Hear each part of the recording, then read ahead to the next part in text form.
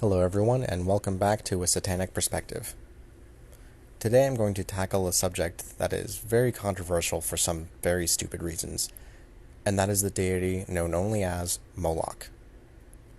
The common idea of Moloch is based off conspiracy theories spread by internet personalities and propagandists hoping to incite paranoia. These conspiracies framing Moloch and his devotees for the world's evils are numerous.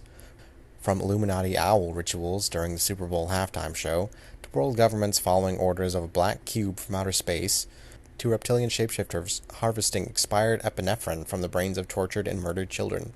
And no, I'm not making any of those up. A quick Google search will bring up countless more as well. The propaganda is ever increasing and evolving with the paranoia of our time. I'll try and hit everything I can, but if I miss something and you want to hear about it, let me know in the comments. So let's start out with what Moloch is not. Number 1. Moloch is not an owl. The association of Moloch with the owl is not ancient at all. It's actually only a couple of years old at this point. This association stems from the famous photos of Bohemian Grove and the giant owl statue. Some dumbass on the internet, who shall remain unnamed because he has lawyers, said, "That is Moloch and they sacrifice children to it," and everyone believed him. Number 2. Moloch is not a peacock. Another common but utterly false association of Moloch is the peacock. This comes from misinterpretations of the Yazidi faith, which worships the peacock angel, Melech Taus. Melech Taus is not a demon, he is not Lucifer, and he is not Moloch. Melech Taus, or Taosi Melech, is actually more akin to Metatron, or the Archangel Michael, than to anything of the sinister path. But because the faith was outlawed, people wanted to make the worship of Melech Taus out to be something much darker than it actually is, and here we are. Number 3. Moloch is not the real name of the Jewish god. One more common misconception is that the Star of David, that six-pointed star that is a central figure in Jewish faith, is actually the star of Moloch, and that the Jewish elites are eating babies behind closed doors and playing the world governments like puppets by seeding rituals and sigils of Moloch throughout the whole of Western society.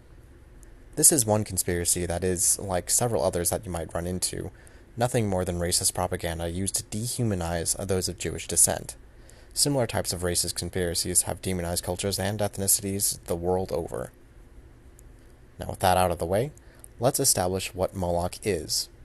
What out of these internet conspiracies and alleyway whispers is true, if anything?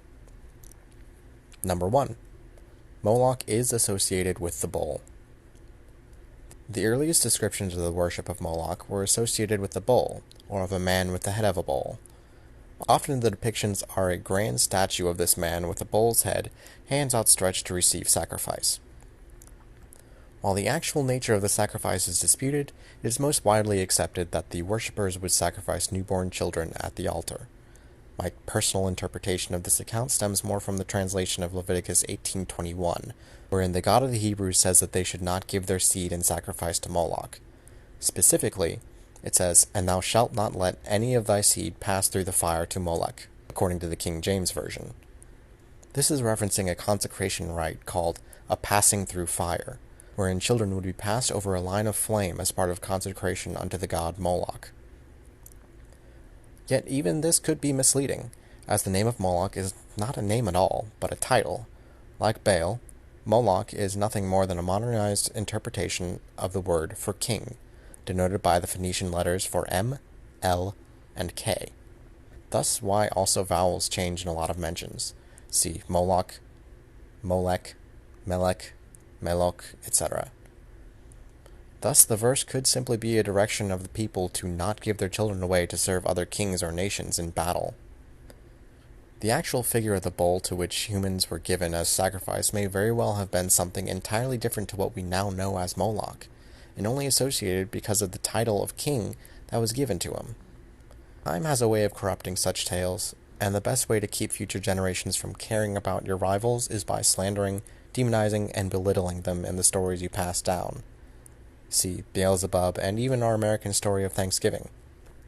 Number 2. Moloch is associated with Saturn. For this point to make sense, we have to start at the beginning. Remember that statue we talked about with a bull head and the hands outstretched for sacrifice? That figure has also been associated specifically with the worship of Baal-Hamon in Carthage.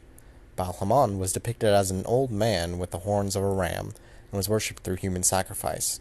He was associated with Saturn and the Greek god Kronos, as well as the harvest, fertility, and the sun.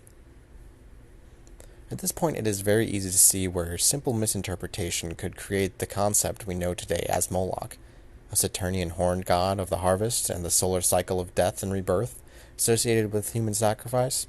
Makes sense to me. If this association is true, then things start to make a lot more sense, especially in the esoteric tradition.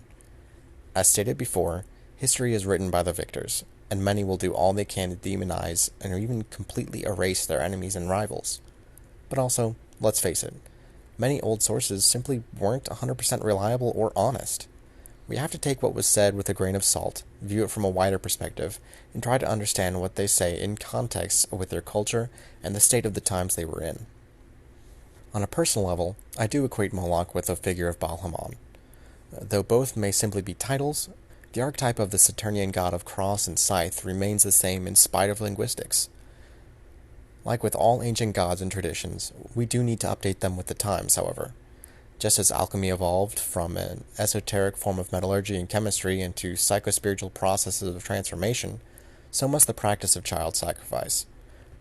To Moloch we sacrifice all that we so childishly hold dear.